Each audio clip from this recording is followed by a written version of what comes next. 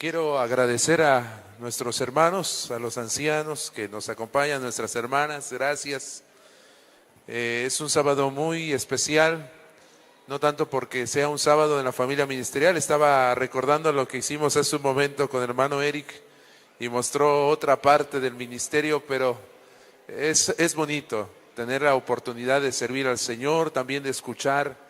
No es que en su momento también uno ora, también uno se pregunta, nos gustaría que en algún momento un mensaje fuera suficiente para cambiar el corazón.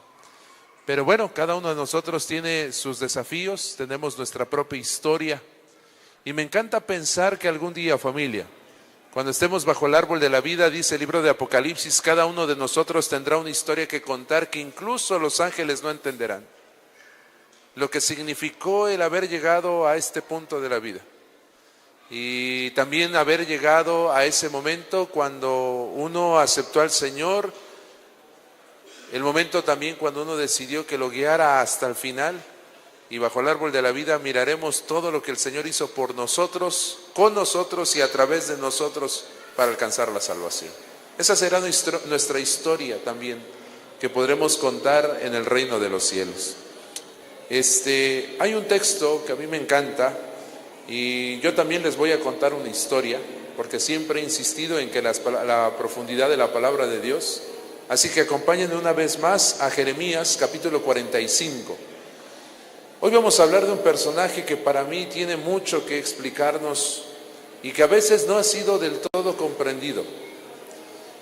Dice el versículo 2, así ha dicho Jehová Dios de Israel a ti, oh Baruc.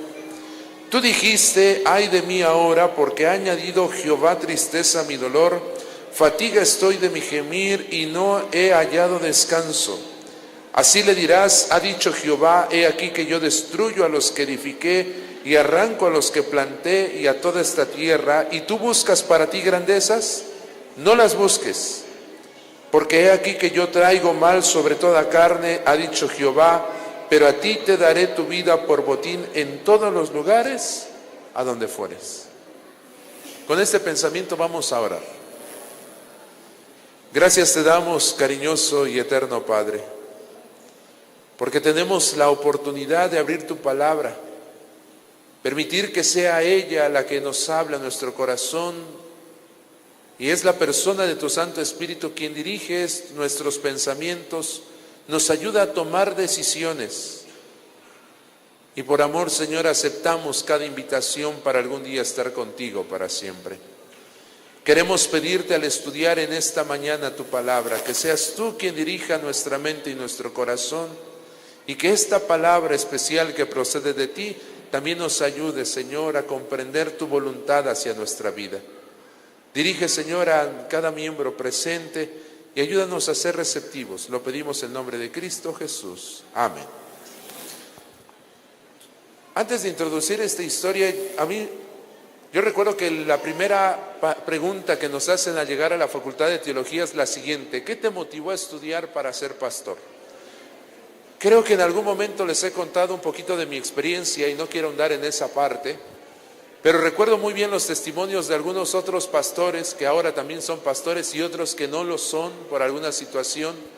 Y en su momento decían cada quien, yo pedí, decía un compañero algo y se me fue revelado. Otro decía, yo pedí una señal como Gedeón y en su momento el Señor me mostró el asunto. Y de repente empezaron a contar uno tras otro de los relatos. Y cuando llegó la pregunta a un servidor, yo le dije al pastor, en aquel entonces era el pastor Omar Velázquez, lo miré y le dije, pastor, yo me sentí corrido de casa y por eso estoy aquí. Me extrañó, se extrañó, no podía detenerse a escuchar el testimonio. Y entonces en un momento me llamó a su oficina y me dijo, Eliel, me llamó la atención lo que dijiste, cuéntame, contextualízame qué pasó. Y para resumir ese testimonio brevemente, me puse a pensar en lo que significó el ser llamado de casa hacia afuera. Cuando no tienes nada que perder, pero sí tienes mucho que ganar, aprendes a tomar decisiones de una manera más concienzuda. Pero yo no buscaba ganar. Les he contado que nosotros crecimos en un hogar muy humilde. aprendimos también a crecer en ese escenario. Recuerdo bien casa cuando empezó, porque era una casa de tierra comprimida, ni siquiera teníamos ese concreto. Pasó algunos años para que papá pusiera la primera plancha de cemento, y bueno, acostumbrados a poder andar ahí entre la tierra. Después, bueno, hubo cemento en casita y todos nos alegramos. Vimos poco a poco, entre el esfuerzo de los 5 hermanos y de mamá y de papá, de cómo fueron las paredes que eran de adobe. No sé si quienes conocen el adobe. Eran los bloques en aquel entonces hacíamos. Digo hacíamos porque a mí me tocó ir con papá, ir por un poco de paja, ese lodo medio raro. Digo medio raro porque solo ellos sabían de qué se hacía, hacer la mezcla y empezar a construir.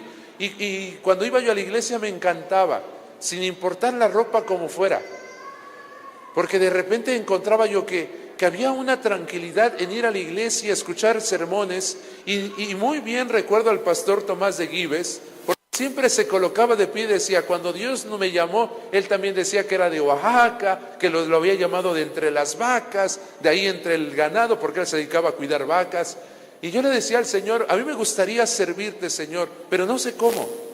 Crecí y llegué a una etapa de la vida en que también uno se cansa de ser pobre. Y le dije a mi mamá, nunca fui un excelente estudiante de 10, pero tampoco uno malo. Gracias a Dios, casi toda la carrera académica que me tocó no nos alcanzaba porque éramos 5 para la escuela, así que tenía yo que esforzarme y le decía al Señor, ayúdame para conseguir las dichosas becas. Y cada año, desde la primaria hasta la preparatoria, el Señor me permitió tener una beca. Así que iba yo avanzando, y cuando llegó el tiempo de tomar la decisión para irme a la universidad, llegó un anciano y me dijo, ¿qué quieres estudiar? Le dije, pues la verdad, quiero ser un médico, quiero ser, no sé, a lo mejor un ingeniero, quiero tener recursos, poder comprar una casa, un carro y ayudar a la familia. Y empecé a luchar por ese sueño. Recuerdo que fui a presentar ahí en Ixtapalapa, cuando fue el asunto de la UNAM, fui a presentar mi examen de admisión y gracias a Dios pasé. Y tenía yo ahí ya mi resultado, cuándo había yo quedado. Recuerdo que lo publicaban en el periódico todavía, y tengo todavía el recorte de ese periódico. Eliel Sánchez había pasado para aplicar para la Facultad de Medicina y me encantó. Yo estaba feliz, pero de repente recuerdo una ocasión que llegó otro anciano y me dijo, Eliel, ¿pero qué vas a estudiar? Le dije, no lo sé, todavía tengo mi inquietud, ya apliqué, quiero ser médico. Y me dijo, ¿y no quieres estudiar para ser pastor? Y le dije, pues tengo mis temores. Yo recuerdo que le dije, bueno, pues si Dios me llama, iré con gusto. Yo se lo dije eso el viernes, el sábado por la tarde del día siguiente, estaban haciendo un programa de despedida para todos los estudiantes que se iban a las universidades de la iglesia. Y cuando escuché mi nombre, yo volteé a ver al anciano y le dije, pero no le había confirmado que ya me iba. Por eso es que me sentí corrido. En ese momento, familia, llegué ahí, pasé al frente, oraron por nosotros, los ancianos nos impusieron las manos, oraron por todos los que se iban, que ya habían definido, y yo me fui a estudiar con el temor de decir, bueno, Señor, y mis sueños eran estos, pero tú me estás mandando aquí. Y tardé 8 años en la universidad. 8 años. ¿Por qué les cuento mi historia? Porque yo no tenía nada que perder. Y cuando no tienes nada que perder, no hay miedo. Pero cuando ya has concretado algo, lo piensas más. Y yo ya había hecho un camino de vida que en algún momento lo pensé y le pregunté al Señor, porque esa era la pregunta más profunda que había en mi corazón: ¿cómo puedo servirte? Y aunque hemos comprendido que no necesitamos ser pastores para servir al Señor, en cualquier área te puede llamar al Señor, pero hay llamados que son especiales. Y me llama la atención porque vamos a esta historia, y cuando nosotros hablamos de la vida de Baruch, es una vida bastante interesante, porque miren, déjenme contextualizarlos. Era el año 609 a.C., y vamos a recordar por lo menos algunos sucesos importantes. Josías había morido en la batalla contra Necao, el faraón en Egipto, Ustedes van a recordar que se les había dado indicaciones importantes a través de Jeremías para que ellos pudiesen estar listos para el tiempo de las guerras que se iban a emitir a manera de juicios, para todo lo que el pueblo iba a atravesar. También se les había dicho, bueno, se levantó Joacás durante 3 meses, Necao depone a Joacás. Sin embargo, cuando llega Nabucodonosor, empiezan las conquistas entre Babilonia, la lucha fuerte contra Egipto. Ahí se pone a Joacim, de Joacim a Joaquín, y llega el tiempo de Joaquín, se depone a Sedequías. Bueno, destruye Jerusalén al final Nabucodonosor y levanta a Gedalías, que sería el que continuaría con todo ello. Sin embargo, en todo el proceso de transición que estaba viviendo el pueblo, me llama la atención porque la condición que estaban viviendo no era mejor. Miren, vamos a Jeremías, capítulo 5, versículos 27 y 28. La situación económica, vamos a hablar de cómo era su condición del pueblo. Dice en la versión que tengo aquí, la NBI, dice: como jaulas llenas de pájaros, llenas de engaño están sus casas. Por eso me han vuelto poderosos y ricos, gordes y pedantes. Y entonces menciona, sus obras de maldad no tienen límite. No le hacen justicia al huérfano para que su causa prospere, ni defienden tampoco el derecho de los menesterosos. La condición es que cada quien pensaba en sí y en su aspecto financiero, en su aspecto de estar bien, y en estos años era la tendencia. Pero llama la atención porque no solamente era la condición que había en el aspecto económico personal, donde solamente el que tenía, voy a llamarlo así, hoy en día el que tiene pues tendrá, y el que no tiene jamás tendrá. Parecía la misma tendencia. Sin embargo, no lo voy a leer completo, pero si usted va al capítulo 36, resumimos la situación que estaba viviendo el pueblo de una manera extraordinaria. ¿Qué había pasado con Judá?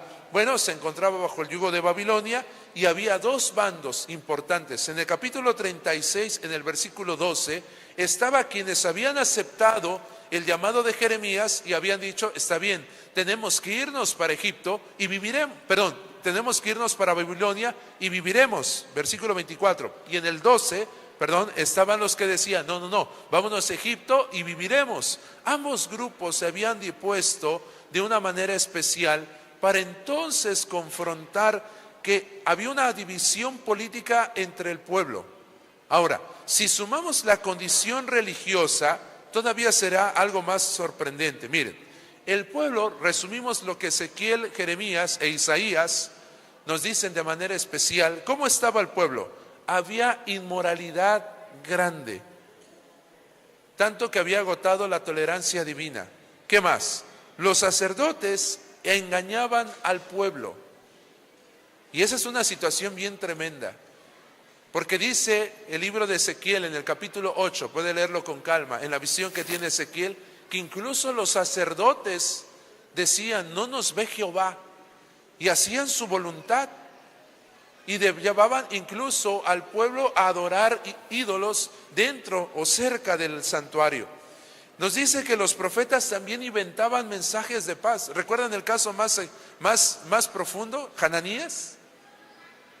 Y me llama la atención, siempre esa historia me pone a pensar, no en demeritar el testimonio de los hermanos, de los líderes que tienen años de experiencia, porque Hananías era una persona grande, y lo menciona, de dónde venía la descendencia. Y cuando se menciona la profecía de Hananías frente a Jeremías y escuchaba a Sedequías, incluso Jeremías dice amén al mensaje que Hananías estaba dando, que le estaba diciendo que el Señor iba a ponerle fin en 2 años a la cautividad de Babilonia. Pero cuando Jeremías se está retirando, Dios lo detiene y le dice, ve y dile a Hananías, has pecado porque eso no lo dije y este año morirás. Pero era la condición que estaba viviendo el pueblo. Por lo tanto, cuando ustedes y yo leemos las historias en el tiempo del 609, era un tiempo bastante complejo. Y acompáñenme al 44:16, porque la respuesta del pueblo, a pesar de que Jeremías había sido insistente, Jeremías 44:16, mire lo que dice aquí el versículo 16, la palabra que nos ha hablado. Dice ahí, podemos verlo también enfrente, la palabra que nos has hablado en nombre de Jehová. ¿Qué dijo el pueblo? ¿Qué dijo? Vamos a escucharla fielmente. ¿Qué dijeron? No la oiremos de ti. Un pueblo cerrado. La condición no era la mejor. Por lo tanto, insisto, cuando nosotros miramos el contexto histórico, no era una situación fácil para el pueblo de Judá y menos para el pueblo de Israel, que ambos estaban atravesando por los mismos juicios. Por lo tanto, usted recuerda que Jeremías, llamado muy joven, acepta con sus temores, pero él había recibido un llamado muy especial, siendo sacerdote, un ministerio profético, durante el reinado de Joacim, y Joacim le prohíbe a Jeremías entrar al templo a causa de sus mensajes. Y es aquí donde Jeremías dice, bueno, está bien, no puedo entrar al templo porque se molestan, tanto que lo habían metido en una cisterna, lo meten más adelante a una cárcel. Jeremías tenía miedo y tenía su razón, porque constantemente decía mensajes que no le gustaban al pueblo, por lo tanto había tenido ciertas restricciones, y entonces llegó el momento de buscar a alguien. Y las palabras tenían que ser leídas, por lo tanto buscó un escriba, y este escriba era, ¿cómo se llamaba? Baruc. Para que se fuese su mano y su voz. Ahora, ¿quién era Baruc? Bueno, como lo hemos mencionado, era un escriba, era el secretario de Jeremías. Cuando nosotros vemos que era un escriba, decimos que era una persona culta, prometedora, que de paso estaba ejerciendo su profesión. Y entonces dice Josefo, en una de las declaraciones que él escribe, siglo X, en uno de los escritos que hay aquí, Baruc descendió de una familia distinguida de Judá. ¿Qué detalles bíblicos e históricos tenemos? Bueno, parece que era el principal intendente de Sedequías, quien lo acompañó en su tiempo a Babilonia. Tenía buen prestigio, tenía ya un sueño, era de noble carácter, influencia, tanto que en el capítulo 43, en el versículo 3, lo cuestionan por causa de lo que estaba escribiendo en voz de Jeremías. Sin embargo, cuando llega el momento crucial en la vida de Baruc, ese llamado que siempre está ahí, ese llamado que confronta tu presente, se encuentra en el capítulo 36. Vamos a repasar simplemente algunos hechos importantes. Baruc toma el libro en el capítulo 36, podemos leerlo en calma en casita. Ustedes van a requerir, dice, aconteció en el 4º año de Joacim, versículo 1, hijo de Josías, rey de Judá, que vino en esta palabra de Jehová a Jeremías diciendo, toma un rollo de libro y escribe en él todas las palabras que te he hablado contra Israel y contra Judá y contra todas las naciones, desde el día que comencé a hablarte, desde los días de Josías hasta hoy. Baruc toma el libro, lo escribe, empieza a leerlo, un grupo de príncipes lo escucha y le aconseja que se esconda. ¿Por qué? Porque cuando el rey escucha las palabras del rollo, ¿qué hace con el rollo? ¿Recordamos la historia? Tomó el rollo y ¿qué le hizo? Y lo quemó. Y enseguida mandó a encarcelar a Jeremías y a Baruc. Yo recuerdo que cuando llegó el tiempo del llamado, estábamos platicando con los pastores hace unos días de la crisis que empieza a haber incluso no solo aspecto laboral. Muchos estudiantes, me tocó ir este verano a la universidad y todavía alcancé a los que estaban saliendo. Estaban saliendo más o menos, si no mal recuerdo, el primer semestre, 38 jóvenes estudiantes de teología que desean ser pastores. Y bueno, salieron, ellos se fueron a colportar y me acerqué al coordinador de la carrera y le hice la pregunta, pastor, ¿cuántos consideran que este próximo año de los que van a graduar, más o menos en promedio llaman para que sirvan a la iglesia? Me miró y me dijo, pastor, bueno, me llamó por mi nombre porque me conoce, Eliel. La realidad es que cuando ustedes graduaron, se llamaba más del 60 o el 70% de los estudiantes de teología, para que fueran directo al campo. Ahora del promedio de unos 30, 35 jóvenes que esperamos que gradúen, solo llamarán a 8. Dije, oh, interesante. La iglesia, de repente, de crecer mucho, ha llegado a un nivel interesante en el asunto del llamado. De repente me encontré algunos jóvenes que conozco, porque algunos son de aquí, de Tabasco. Y le preguntaba, hijo, oye, bueno, siempre ya tengo esa costumbre de decirles hijos a los jóvenes. Oye, hijo, ¿y qué vas a hacer terminando la carrera? Pues estoy listo, pastor, para donde el Señor me llame. ¿Y si no te llamase a algún distrito? ¿Qué piensas hacer? Recibí todo tipo de respuestas. Lo mismo que sucede en cualquier carrera. Uno entra a estudiar alguna carrera no pensando en poner un puesto de algo, sino de ejercer lo que está estudiando. Pero ¿qué haces cuando las cosas empiezan a pintar que no sucederá como tú lo pensabas? Insisto, para el que apenas va a empezar no es un problema. Pero para el que ya tiene algo, dejar lo que tiene es un desafío. Y yo recuerdo que mucho se escuchaba en ese asunto, y de entre ellos me encontré a un odontólogo que ya estaba ejerciendo y está ahí estudiando como pastor también. Les comento esa historia o esas experiencias porque de repente, de tenerlo todo, de ser un escriba, de tener una influencia en el gobierno, de tener un buen puesto en donde quiera que estaba, de tener todos los elementos necesarios que tal vez aún en medio de guerra lo preservaba como un salvoconducto para toda la situación, ahora estaba poniendo en peligro su profesión, en peligro lo que los años lo habían levantado, y Baruch era consciente de la situación. Pero insisto, cuando Dios llama a una persona, no forza tu voluntad. De alguna manera te convence que es ahí en ese escenario, que es ahí donde te está llamando, que hay algo preparado para ti. Y aunque también algunos en su momento han desistido del llamado, no significa que Dios no te siga llamando. Porque hay cosas importantes que el Señor decide hacer a través de ese ministerio. Y me llama la atención porque miren, dice la Review and Herald, 1900 el 13 de noviembre, muchos deciden no obedecer la verdad por temor a perder su posición en el mundo y a tener que sufrir muchos inconvenientes. Y esa frase a mí me llama la atención. O tener que sufrir muchos inconvenientes al seguir al Salvador.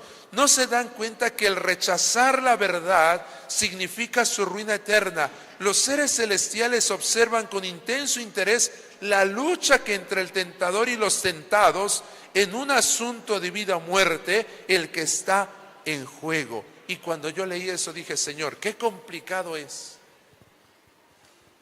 qué difícil es. Porque llegué con el abuelo y le dije, abuelo, tengo temor cuando salga de la universidad, no porque no me llamen, sino porque algún día tendré que comparecer ante Dios. Y el abuelo me miró con mucho cariño y se los he contado, me dijo, Eliel, vas a sufrir. Pero el Señor, si te ha de colocar en algún lugar, tienes que ir con presteza. ¿Y a quién le gusta sufrir?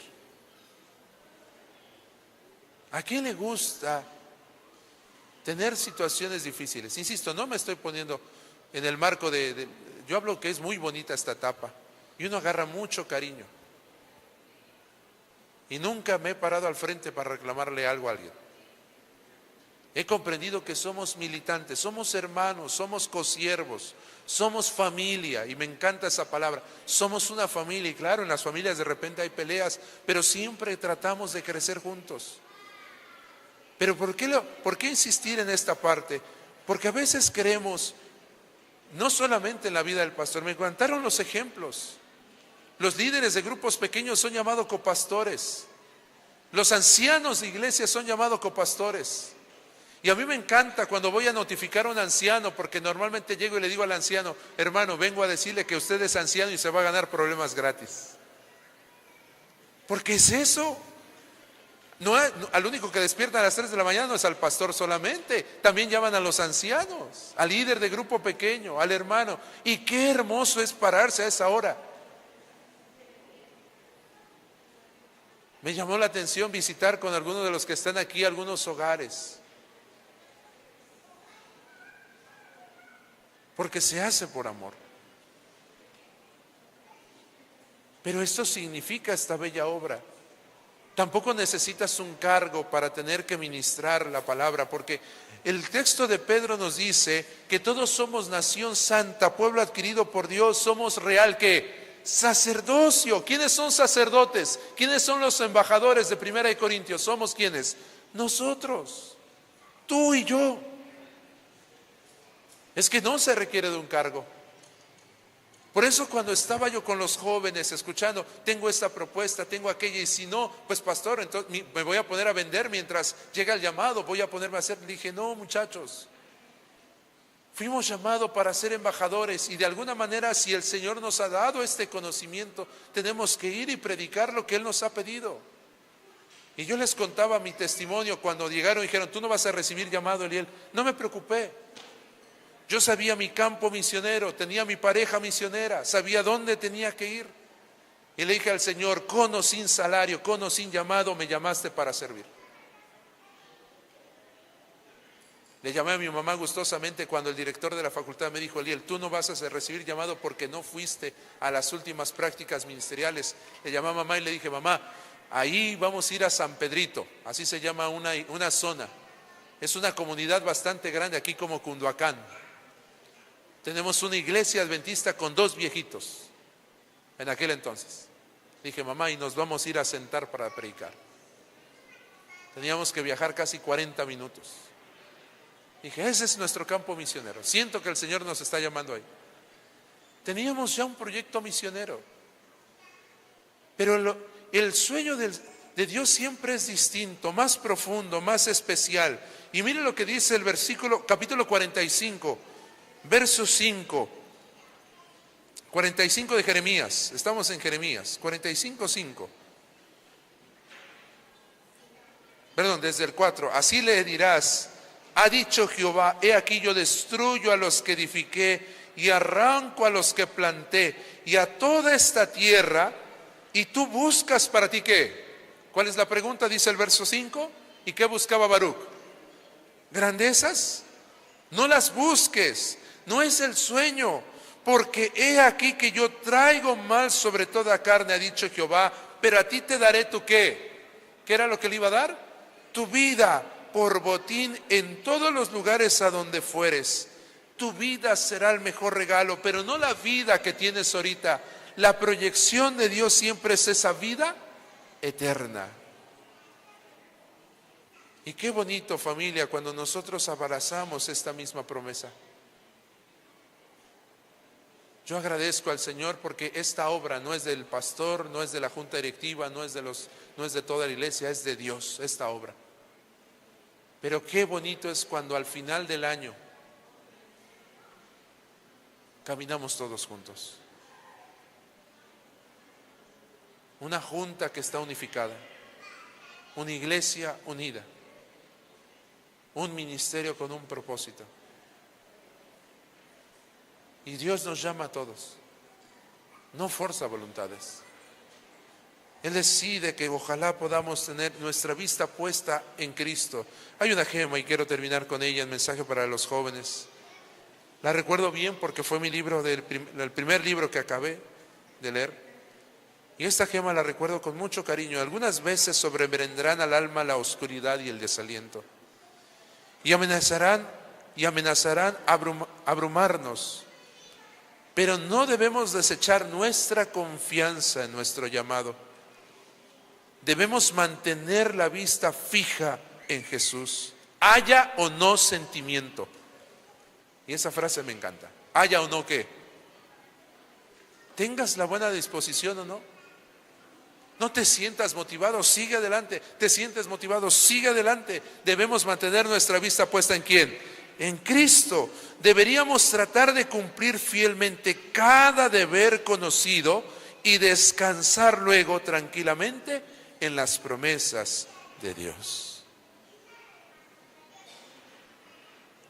Hoy es un buen día para recordar no a la familia solamente ministerial, porque la familia ministerial no se compone entre mi esposa y mis hijos. La familia ministerial somos todos nosotros. Y cuando alguno de nosotros falta, es como cuando la esposa falta en casa. Cuando alguno de nosotros se retira, es como cuando un hijo falta en casa. Porque la familia no solamente es ahí, la familia somos todos nosotros. Por eso, querida familia, no me voy a cansar de insistir. Cambié la palabra de hermanos por familia hace mucho tiempo. Porque ustedes y yo somos parte de esta gran familia. Y no siempre habrá ánimo para motivarnos los unos a los otros. Pero el texto, esta gema dice, así no lo haya, vayamos, oremos, ayudémonos y procuremos que el llamado que nos ha hecho el Señor, que representa grandes desafíos, nos pueda mantener unidos a pesar de las cosas que muchas veces tendremos que dejar, que nosotros tenemos ahí, pero que el Señor nos llama para hacer cosas extraordinarias. Voy a invitar, vamos a entonar un himno para ir finalizando.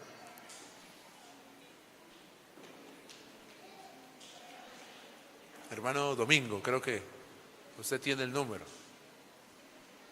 183. Gracias, hermana. 183. Y mientras lo cantamos, me gustaría que podamos reflexionar. Insisto, no es un solo llamado para una persona, una familia. Es un llamado para todos. Pues al final, queridos hermanos, cuando nos presentemos delante de Dios, no será el pastor y la iglesia, será un pueblo elegido, un remanente que ha mantenido su fidelidad en Cristo.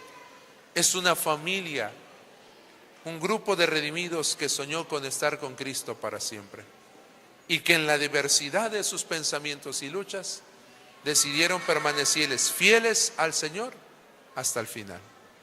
Así que vamos a invitarlos que se coloquen de pie. Vamos a entonar el himno número 183.